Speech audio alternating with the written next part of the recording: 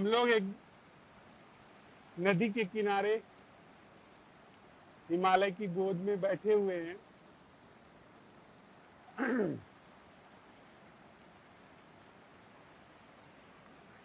आज हमारी ध्यानशाला का आवाज आ रही है सर? आज हमारी ध्यानशाला का छठा दिन है और हम लोग साथ साथ चलते हुए स्वयं को देखने की कला हर स्थिति में, हर परिस्थिति में, संबंधों के आईने में सीख रहे हैं। कल की सांझ की बैठक में हम लोग एक बहुत महत्वपूर्ण बिंदु पर पहुंचे थे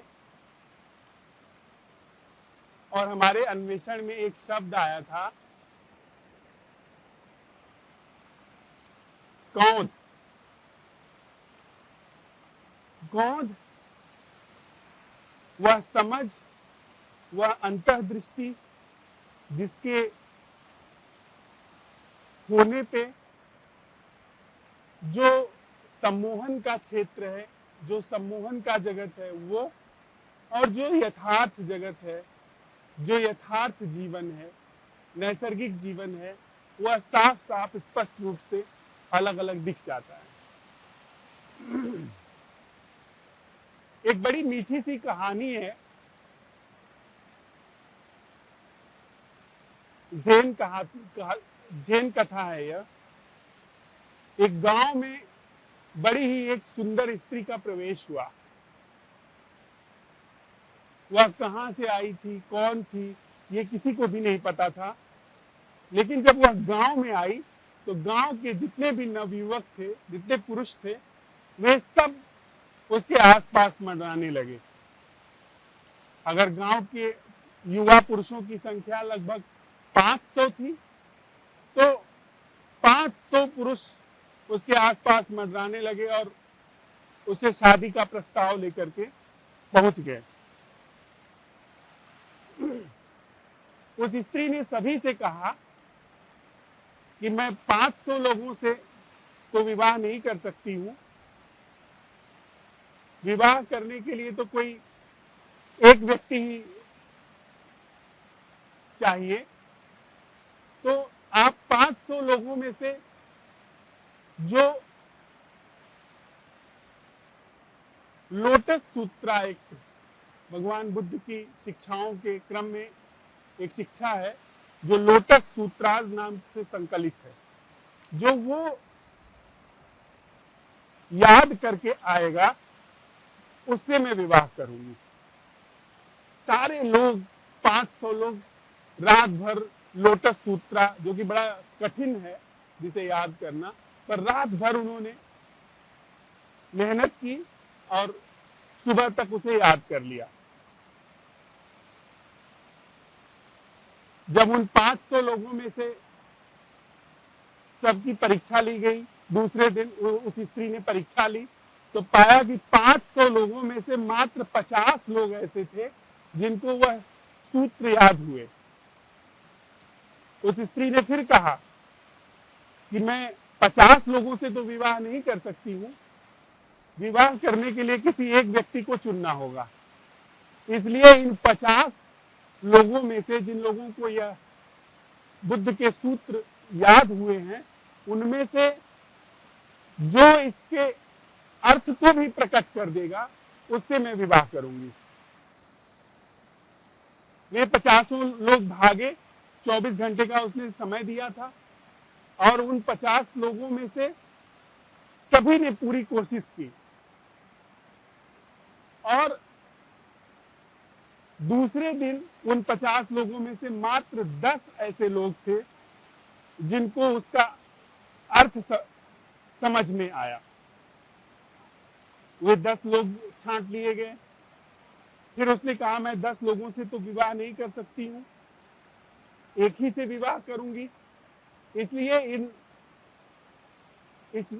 यह जो लोटस सूत्रा का अर्थ है,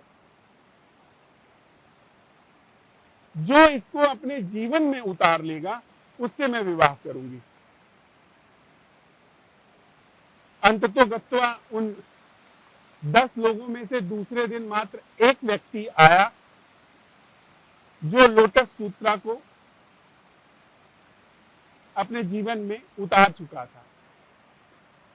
उस स्त्री का आशय था कि जो इस बुद्ध के सूत्र हैं वे उसके जीवन में खिल जाएं, जो इस सूत्र से भी स्पष्ट है। लोटस अर्थात कमल, कमल की तरह जो सूत्र खिल जाए जिसके जीवन में, उस व्यक्ति से वो विवाह करेगी। और वह एकमात्र व्यक्ति था जिसके जीवन में वे सूत्र खुल करके आ गए। उस स्त्री ने उस व्यक्ति का हाथ थामा और उसे लेकर के अपने घर को चली। वह जब अपने गांव में पहुंची तो वहां उसने पाया कि उसके पिता उसका स्वागत करने के लिए खड़े हैं। उसके माता पिता ने उनका स्वागत किया उस व्यक्ति का, और वह स्त्री घर के अंदर चली गई। वह जो व्यक्ति था वो बाहर उनके माता पिता से बात करने लगा। थोड़ी देर की बातचीत के बाद उनके माता पिता ने कहा कि अब आप घर में जाएं, प्रवेश करें। जब उस व्यक्ति ने उस कक्ष में प्रवेश किया जिस कक्ष में वो स्त्री थी, तो पाया कि वहां पर कोई नहीं है, बस एक पीछे का रास्ता खुला हुआ है जो किसी बगीचे में खुलता है। वह व्यक्ति बगीचे की ओर आगे बढ़ा। उसने पाया कि कुछ कदमों के निशान हैं जो एक दिशा की ओर जाते हैं। उसी दिशा को ले में वह आगे बढ़ता चला गया। आगे जाकर के उसने देखा कि एक नदी बह रही है, और नदी के पास जाकर के वो निशान समाप्त हो गए, पर उस स्त्री का कहीं अता पता नहीं चला। वहां नदी के किनारे पहुंचकर जब उसने पीछे देखा तो पाया कि वह बाग नहीं है, न किसी स्त्री के पैरों के निशान है, न कोई घर है, न कोई माता पिता है, वहां पर कुछ भी नहीं है। फिर उसने पलट करके नदी की ओर देखा तो पाया वहां कोई नदी भी नहीं है। वह खिलखिला करके हंस पड़ा। उसको यह बात समझ में आई कि असल में इसी चीज से मेरा विवाह हुआ। वह स्त्री कोई और नहीं थी, यह जो शून्य घटा है, जो यह तिलिस्म का, सम्मोहन का अंत होना घटा है, असल में इसी से विवाह होना था। तो वो कमल सूत्र और वह पूरी घटना, वह अंततोगत्वा सब कुछ मिटा करके और वहां समाप्त हो गई। जैन में कहते हैं कि वह स्त्री संबुद्ध गुरु थी। उसने माध्यम बनाया इस चीज को कि पहले उसने सूत्र को याद करने के लिए कहा, इसके बाद उसका अर्थ समझने के लिए कहा, इसके बाद उसका अर्थ हृदयंगम करने के लिए कहा, और अंततोगत्वा जब अर्थ भी हृदयंगम हो गया तो वो अर्थ भी समाप्त हो गया। वह जीवन में जो उतरा था वह भी समाप्त हो गया। तो यह जो कौंध है वह उस अंतिम स्थिति की बात है, जहां पर वह नदी समाप्त हो गई, वह स्त्री समाप्त हो गई, वह उसका परिवार समाप्त हो गया, वह पथ समाप्त हो गया। अर्थात सम्मोहन का पूर्व भी और सम्मोहन का पश्चात भी दोनों ही नहीं पाए गए। हम लोग साथ साथ चलते हुए, स्वयं का अन्वेषण करते हुए, असंभव प्रश्न उठाते हुए कई तलों से गुजरे हैं। कभी हमने साथ को इनकार किया, साथ की पूरी संरचना को समझा, हृदय में उतारा, असंभव प्रश्न के माध्यम से नैसर्गिक जागरण को उघाड़ा, और अंततोगत्वा वह नैसर्गिक जागरण भी सम्मोहन की सारी संरचना को एक मुक्त रूप से प्रकाशित करते हुए फिर वह असंभव प्रश्न भी विदा हो रहा है, वह नैसर्गिक जागरण भी विदा हो रहा है, और क्रोध मात्र अब बची है। बीती रात हम लोग इस प्रश्न के साथ थे कि वह क्रोध मात्र क्या है, और वह क्रोध मात्र जो भी अब तक का हमारा जीवन चलता रहा है प्रमाद का, वह प्रमाद का जीवन, उसकी बस प्रतिभिज्ञा कि हम बेहोश हैं, इसकी समझ, ये क्रोध, और इसकी समझ मात्र प्रमाद की सारी संरचना का समूल अंत। और जो अप्रमाद है उसमें भी हमारी कोई गति नहीं है। जो प्रमाद है वो हमको पता नहीं चलता जब तक वह रहता है। बस कौंध मात्र हमारे हाथ में है, जैसे कि उस व्यक्ति के हाथ में बस वह समझ मात्र थी कि कहीं यह पूरी जो सिखावन हुई है उस स्त्री का, सुंदरतम स्त्री का होना और उसका इस नदी के तट तक आना, वह सब कभी थी ही नहीं। वह सब एक मन का भ्रम था, मन का ख्याल था, वो समाप्त हुआ। तो हम लोग इस बिंदु पर साथ में चलते हुए पहुंचे हैं कि जीवन में एक प्रमाद है, एक संरचना है मैं की, जो कि भयभीत है, भौतिक रूप से भयभीत है, मानसिक रूप से भयभीत है और बहुत सारी चीजों में भयभीत है। वह चिंतित है, वह पीड़ा में है, संताप में है। और जब उसका क्रमवार, चूंकि सीधे कोई कहता कि यह कौंध मात्र सच है, बाकी चीजें सच नहीं है, तो शायद कोई समझ नहीं पाता। पर हम लोग साथ में चले, एक एक चीज को उघाड़ते चले और अंत में पाया कि मृत्यु जैसी कोई चीज होती ही नहीं। कल की हमारी बैठक में, हमारे संवाद में यह आया कि अगर हमने उस व्यक्ति की जो कथा समझी जिसके झोले में ईंट थी, अगर ईंट निकाल करके फेंक दी गई तो फिर कुछ भी वहां पर बचा नहीं है। न कोई भय है, न कोई चिंता है, न कोई शोक है। यह सारी संरचना एक मुक्त रूप से वहां पर समाप्त हो गई।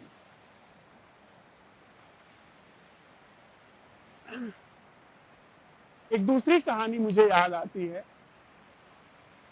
कि एक जीवन के प्रति गहरी समझ वाले व्यक्ति को शेर ने खदेड़ लिया और वह तेजी से भागा, लेकिन उसके भागने में जो जो ढंग था वह बड़ा मौजूद था।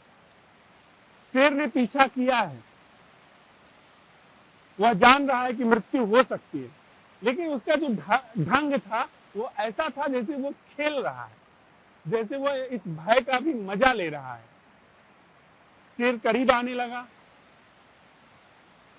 वह एक पेड़ पर चढ़ गया और शेर नीचे से दहाड़ने लगा। वो चढ़ते चढ़ते एक डाल के एकदम किनारे पहुंच गया।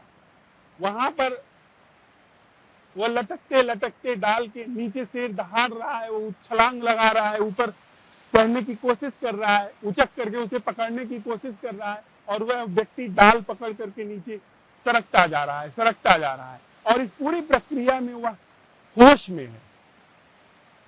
अंत में पाया उसने कि नीचे शेर जो है वो मुंह बाए भूखा शेर खड़ा है और वह डाल पकड़ के लटका हुआ है। ऊपर उसने देखा कि एक नाग वो बैठा हुआ है जो कि उसकी राह ही देख रहा है डाल पर। उसने देखा कि नीचे भी मौत, ऊपर भी मौत, दोनों तरफ मौत है। और तभी उसने फिर यह देखा कि वह जिस डाल पर बैठा हुआ है उसे दो काले और सफेद चूहे कुतर रहे हैं। वह खिलखिला करके हंसने लगा, बड़ी तेजी से उसे हंसी आई, कही कि यही तो पूरे जीवन का तिलिस्म है। दिन और रात के चूहे हमारा जीवन कुतरते जा रहे हैं। और मजे की बात है, इस तरह की कहानियां लगभग दुनिया के हर क्षेत्र में प्रचलित हैं, लेकिन इस कहानी का मर्म जरा अलग है।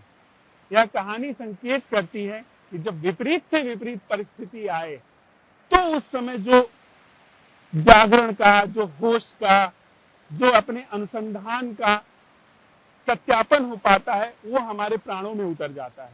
वही सत्यापन एकमात्र सच है। उसके अतिरिक्त जो भी हम समझते हैं वो सब बौद्धिक होकर के रह जाता है। और उसने वह सिद्ध किया कि हाँ, जीवन जैसा वो जिया जा रहा है वह एक गहरा सम्मोहन है। उसने देखा कि क्या इस भयंकर घड़ी का भी, जबकि मृत्यु नीचे भी खड़ी है ऊपर भी खड़ी है, इसका भी क्या उत्सव मनाया जा सकता है, इसको भी एक विनोद में देखा जा सकता है। उसने पाया कि वहां आसपास उसने नजर दौड़ाई तो पाया कि कुछ स्ट्रॉबेरी लगी हुई है। स्ट्रॉबेरी का वहां पे वह पेड़ था। उसने स्ट्रॉबेरी तोड़ी और चखने लगा, उसका स्वाद लेने लगा। ये कहानी वह जब स्वाद लेने लगा, स्वाद लेते हुए अचानक उसने पाया कि वे दिन रात वाले जो दोनों चूहे थे, वे दोनों चूहे सांप की फुफकार से लौट गए और सांप भी लौट गया। नीचे जो बाघ था वह भी थोड़ा इंतजार करके पाया कि वह भी चला गया। यह फिर कहानी प्रचलित हो गई। जिस क्षण हम लोग देख लेते हैं भय को उसके अंतिम एक्सट्रीम पर, वहीं से मृत्यु समाप्त हो जाती है, वहीं से सारा प्रमाद समाप्त हो जाता है। क्योंकि प्रमाद के लिए फिर कोई जगह नहीं बची। प्रमाद के लिए जगह सम्मोहन में है, प्रमाद के लिए जगह तिलिस्म में है, दुख के लिए जगह तिलिस्म में है, सम्मोहन में है, बेहोशी के लिए जगह सम्मोहन में है। जब सम्मोहन टूट गया, एक बार वह चीज नजर आ गई, उसके बाद फिर कुछ भी शेष नहीं रह जाता।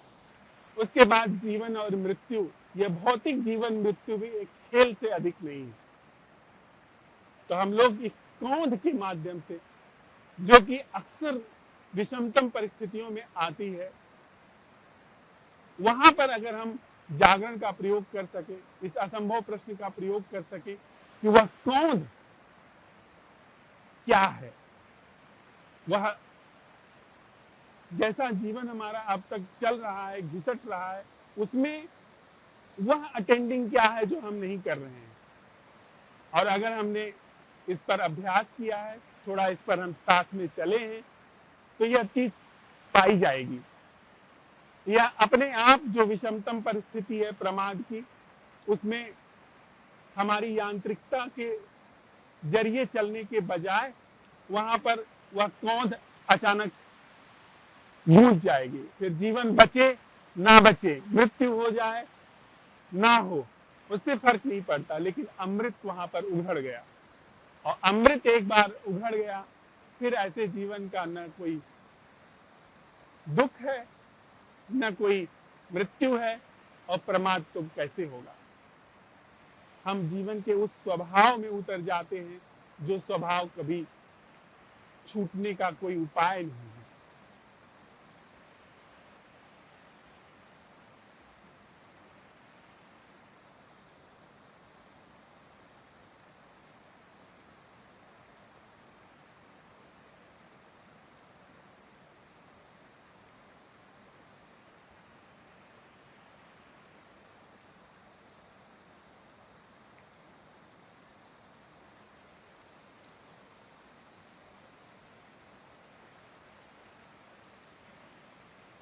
इस 6 दिन की कार्यशाला में, ध्यानशाला में, हम लोग क्रोध के करीब पहुंचे हैं।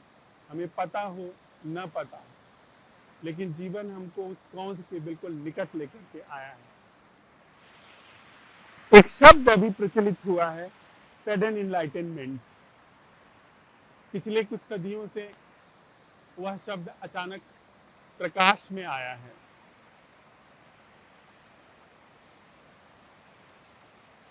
एक छोटी सी और मुझे कहानी याद आती है।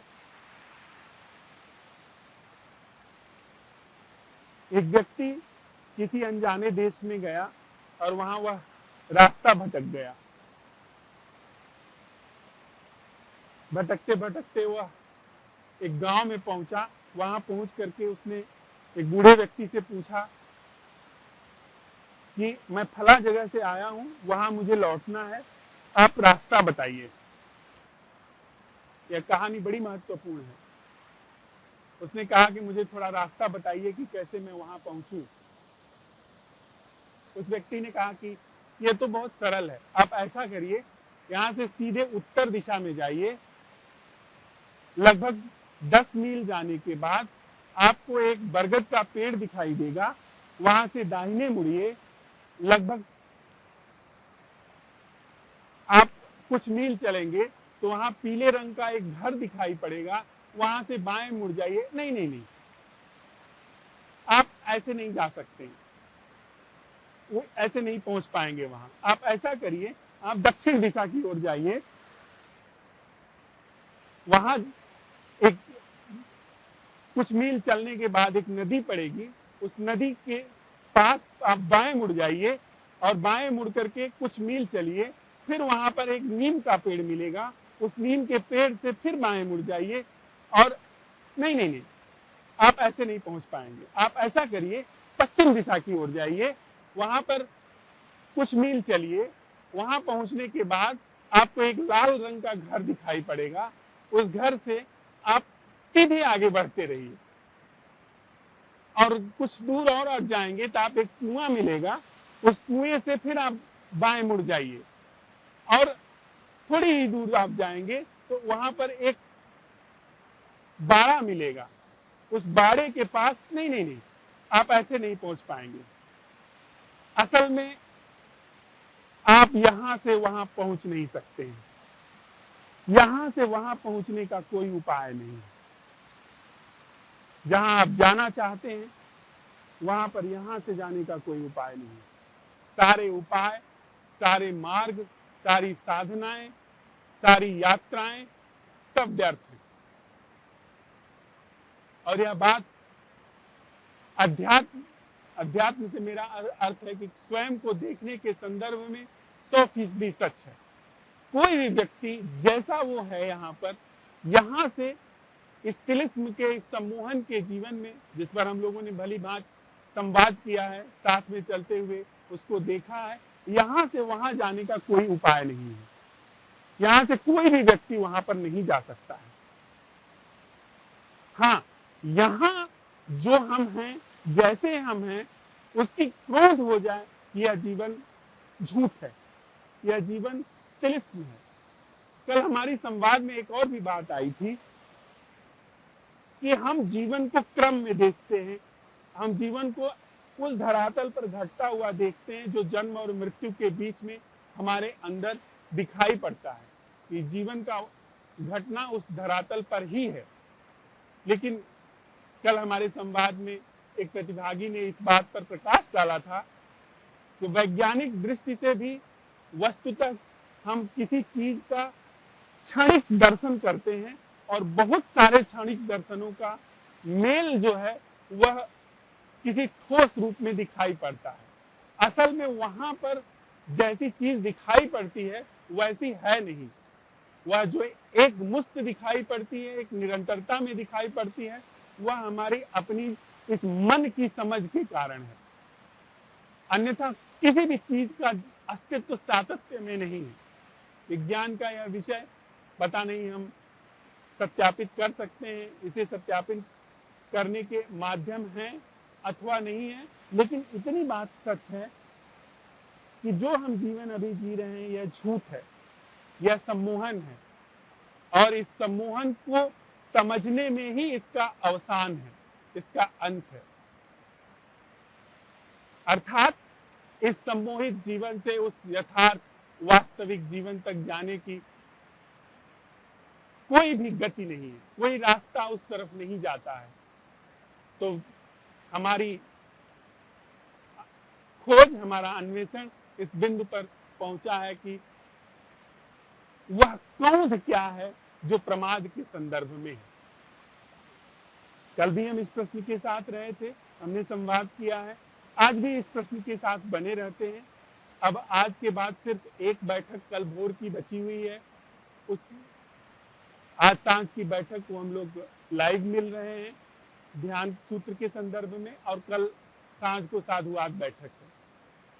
उसके अतिरिक्त सिर्फ एक बैठक है। तो इसी क्रोध को और हम लोग साथ साथ चलते हुए मांझे, यही क्रोध ही हमारे इस ध्यानशाला का निचोड़ है जो हमको अब आगे लेकर के जीवन में चलेगी, जो सच्चे जीवन को उद्घाटित करेगी। इस क्रोध को लेकर के थोड़ी देर साथ में बैठते हैं, अहोभाव के साथ जो अस्तित्व ने यह अवसर उपलब्ध कराया है। फिर कुछ संवाद होगा तो हम कर लेंगे।